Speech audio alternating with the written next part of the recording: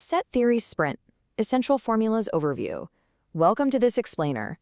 If you've ever wished you had a literal master cheat sheet for set theory, one that actually made sense, well, you're in exactly the right place.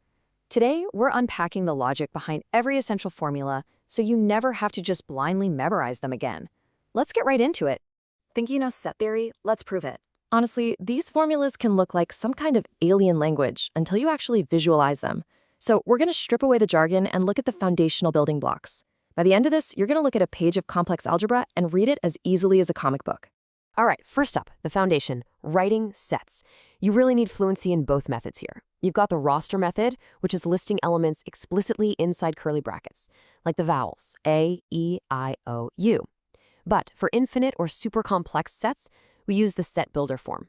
Instead of a long list, you just define the rule. Think of it this way. Roster is the VIP guest list, and set builder, that's the bouncer's rulebook. Moving right along to subsets.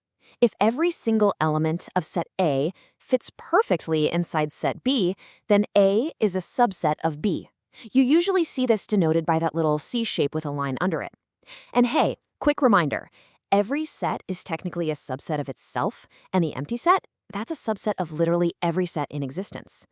Okay, on to the core operations, union versus intersection. The U shape stands for union. It basically acts like a giant bowl combining everything together. It means an element is an A or B. Now flip that over, and the upside down U is the intersection. It's a super strict filter, demanding an element be an A and B. For example, if you intersect multiples of 6 with multiples of 8, you get exactly the multiples of 24. Makes sense? And then there's the complement. This represents everything strictly outside a specific set within your universal space, usually denoted with a little dash or a C. It's basically the mathematical version of everything but. Like if your universe is numbers 1 through 10 and set A is 1 through 5, well, the complement is just simply 6 through 10. But what about subtracting a set? We just call this the difference, written simply as A minus B. The logic here is totally straightforward. You just take set A and completely erase any part of it that touches or belongs to B. What you're left with is a highly exclusive club, elements that belong strictly to A and absolutely nowhere else. Now here's an absolute game changer for your exams, De Morgan's laws. These are absolute lifesavers when you're trying to simplify a massive equation.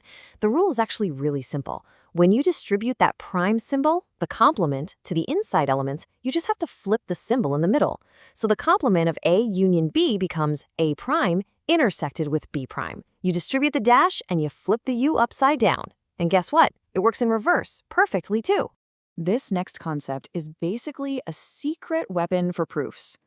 Just memorizing that the difference of A minus B is identical to A intersected with B prime is going to save you on so many complex problems. Think about it. You want everything inside A and everything not in B. Smashing those two conditions together gives you the exact same result as A minus B. It's really just a different, highly useful way to write it down. All right, let's switch gears a bit and talk cardinality.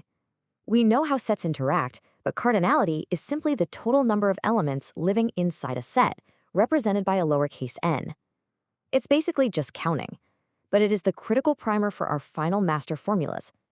So, when you want to count the total elements in two joined sets, you bring in the principle of inclusion and exclusion. Imagine you're counting people at a party, right? You add the total from room A, and you add the total from room B. But wait!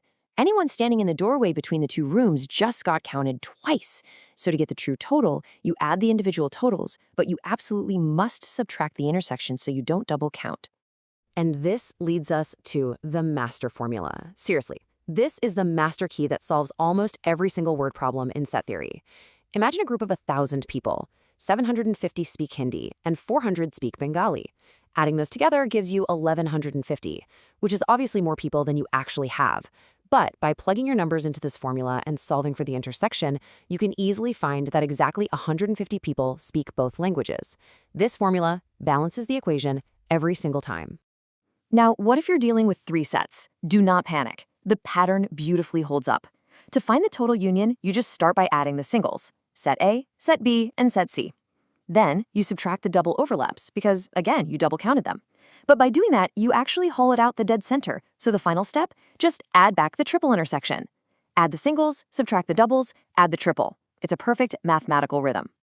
Time for a final challenge. We've sprinted through operations, De Morgan's laws, and cardinality. So, based on all that logic, what is the exact intersection of a set and its complement? Think about it. If you are looking for the absolute common ground between a set and everything completely outside of it, what on earth are you left with? Ponder that, drop your answer below, and keep learning.